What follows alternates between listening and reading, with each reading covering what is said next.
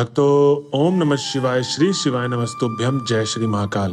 भक्तों, क्या आपके भी घर में कोई ऐसा व्यक्ति है जिसने किसी को पैसा दिया था और उसका पैसा वापस नहीं आ रहा है? क्या आपके जान पहचान में कोई ऐसा व्यक्ति है? क्या वो आपके साथ भी ऐसा हुआ है कि आपने किसी की हेल्प करने के लिए उसको पैसा दिया, लेकिन आपका पैसा जब देने की बारी आई उसको, तो आपका नंबर ब्लॉक कर रखा है या आपका पैसा वापस नहीं कर रहा है, या कोई ना कोई ऐसा बहाना बता देता है हर बार कि आपका वो पैसा आ ही नहीं रहा? भक्तों, इसमें क्या होता है कि बहुत ज़्यादा परेशानी हम लोग को हो जाती है और हमारे जो काम होते हैं वो अटके रह जाते हैं, और सामने वाला ये समझता ही नहीं है कि हमारे को उस पैसे की कितनी ज़रूरत है।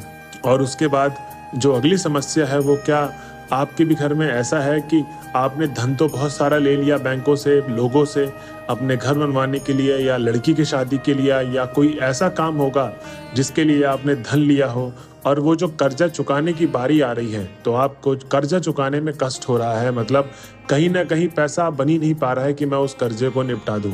तो भक्तों, इन सब से रिलेटेड अगर आपके जीवन में भी कोई प्रॉब्लम चल रही है, समस्याएं चल रही हैं, तो गुरुदेव जी ने आज की इस वीडियो में बताए हैं बहुत सुंदर से उपाय, जिसको आपको करने मात्र से जो भी आपकी समस्या है वो समस्या आपकी समाधान हो जाएगी। जी हाँ भक्तों, और गुरुदेव जी ने आज की वीडियो में यह भी बताया है कि जितने भी भक्त मंदिर जाते हैं, जितने भी मेरी वीडियो सुन रहे हैं, चाहे माताएं हो, भाई हो, बहनें हो, कोई भी हो, हमेशा एक काम तो जरूर करते होंगे, मंदिर जाते होंगे।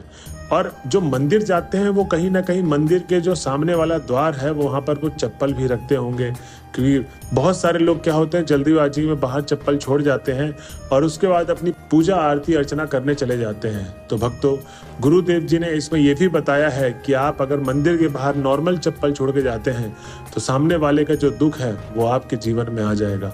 अब इन सबसे कैसे छुटकारा पाना है मैं आपको बताऊंगा, तो इस वीडियो को पूरा अंत तक जरूर देखिएगा। 7 से 8 मिनट की वीडियो होने वाली है, ज़्यादा लंबी वीडियो होगी नहीं, तो इस वीडियो में बने रहें, क्योंकि गुरुदेव जी के बताए गए उपाय बहुत ही अचूक और महा उपाय होते हैं।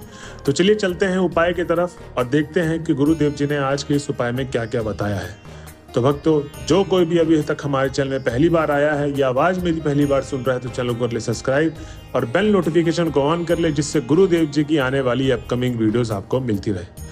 तो भक्तों, सबसे पहले तो मैं जो आपको बताऊंगा वो है, कहीं अगर आपका पैसा अटका है या आपका काम नहीं हो रहा है, उससे रिलेटेड आपको कौन सा उपाय करना है। तो सबसे पहले तो आपको क्या चाहिए, एक गुड़ चाहिए।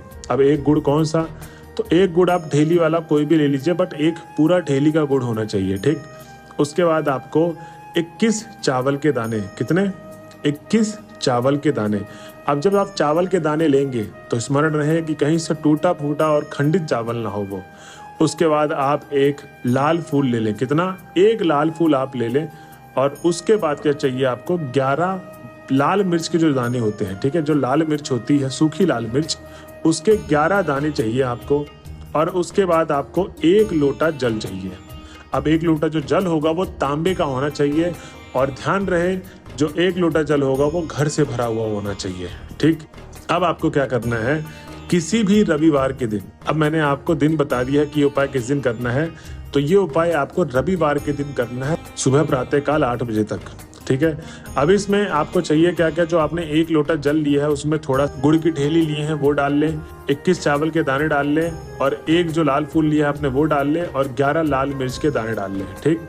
उसके बाद आपको सीधा चले जाना अपने छत पे, और करना क्या है, सूर्य देव को आपको ये अर्घ देना है। जी हाँ भक्तों, गुरुदेव जी बताते हैं कि रविवार के दिन जो भी कोई इन सामग्रियों को मिलाकर 1 लोटा जल सूर्य देव को अर्पित करता है, तो उसके घर का जो भी पैसा अटका हुआ है, जो भी बंदा फोन नहीं उठा रहा है, आपका पैसा देने के लिए आनाकानी कर रहा है, वो शाम तक आपका पैसा वापस करके चला जाएगा। आपका फोन उठाएगा, आप जो भी बोलोगे वो आपका पैसा जितना भी बोलोगे वो पूरा का पूरा चुकाएगा।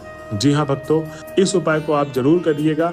और गुरुदेव जी बताते हैं कि जब भी आप सूर्य देव को अर्घ देते हैं तो स्मरण रहे कि पूरा एकदम जो दोनों हाथ होता है एकदम ऊंचा हो, एकदम स्ट्रेट और ऊंचा, और वहां से आप सूर्य देव को अर्पित करें जल, ठीक।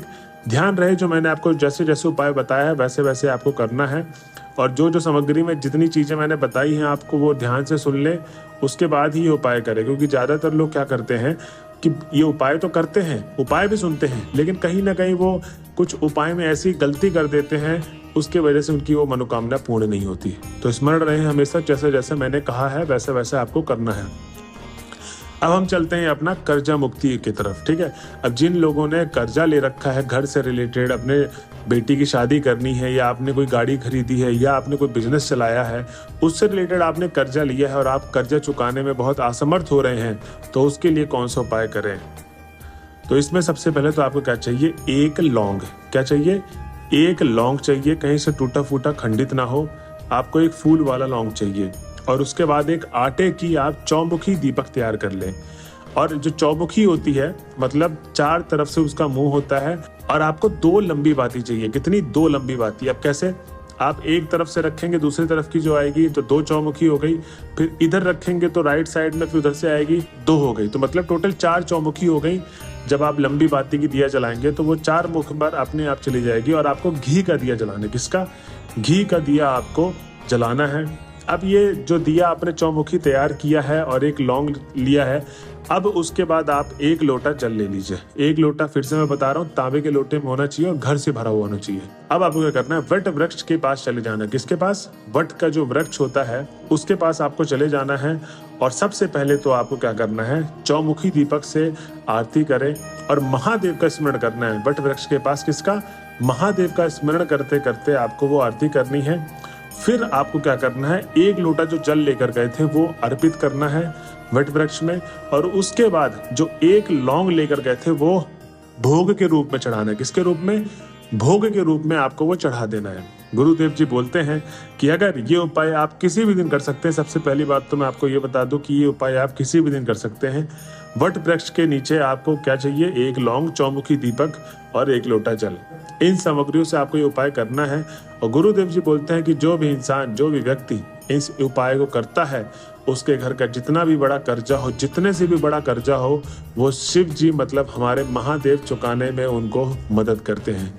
जी हाँ भक्तों, अब हम चलते हैं उस बात के ऊपर जिसमें गुरुदेव जी ने बोला है कि ज्यादातर लोग जो मंदिर जाते हैं वो अपनी जो चप्पलें हैं वो बाहर जो छोड़ के चले जाते हैं और अपनी पूजा आरती में मगन हो जाते हैं, उसमें वो इंसान बहुत बड़ी गलती कर रहा है। जी हाँ भक्तों, आपकी जो जीवन के जो दुख हैं वो तो चल ही रहे हैं, जिसके लिए आप मंदिर गए हो, ये अपनी शांति के लिए गए हो कि मेरे घर मेरे जीवन में सुख शांति बने रहे। लेकिन क्या आपको पता है, गुरुदेव जी बताते हैं कि जब भी आप मंदिर परिसर के बाहर अपनी चप्पल को उतारते हैं और उस चप्पल को रखे छोड़ जाते हैं तो उसके ऊपर से जितने भी व्यक्ति आपकी चप्पल को लांग के जाते हैं तो उस व्यक्ति का जो दुख और दर्द होता है वो आपके कर्म में, आपके जीवन में आ जाता है। जी हाँ भक्तों, गुरुदेव जी बताते हैं कि जब भी आप मंदिर परिसर में जाएं तो अपनी जो चप्पलें हैं उसको किसी स्टैंड में रख दें। जो स्टैंड मंदिर परिसर में बने रहते हैं, चप्पल वाली स्टैंड, अगर मंदिर परिसर में चप्पल वाली स्टैंड भरी हुई है और या तो नहीं है तो आपको क्या करना है, जहां से आप प्रसाद उठाते हैं वहां पर आपको दुकानदार को बोलना है कि भैया ये चप्पल रख लीजिए, मैं आगे ले लूंगी या ले लूंगा। ठीक, आपको भक्तों हमेशा स्मरण रहे कि मंदिर परिसर के बाहर चप्पल कभी रख के नहीं जाना है, क्योंकि आपके दुख तो जीवन में है ही है ये। ठीक है, उसके बाद अगर दूसरे का भी दुख अगर आपके जीवन में आ जाएगा तो आप सोचिए आप कितने बड़े विषम परिस्थिति में फंस जाएंगे। तो स्मरण रहे हमेशा कि चप्पल जो है वो कहीं मंदिर परिसर के बाहर ना छोड़ के जाएं, स्टैंड में रखें या किसी दुकानदार के दुकान में। अब भक्तों ये थी आज की वीडियो जो प्रदीप मिश्रा जी, जो हमारे गुरुदेव जी हैं परम पूजनीय, उन्होंने बताए थे उपाय, और जो मंदिर के सामने वाले चप्पल रखने की उपाय भी बताया, चप्पल रखने की बात बताई उन्होंने। तो भक्तों ये थी वीडियो। अगर आप वीडियो के लास्ट तक पहुंच गए हैं तो हर हर महादेव जरूर लिखिएगा। मिलते हैं अगली वीडियो में, जब तक के लिए श्री शिवाय नमस्तुभ्यम।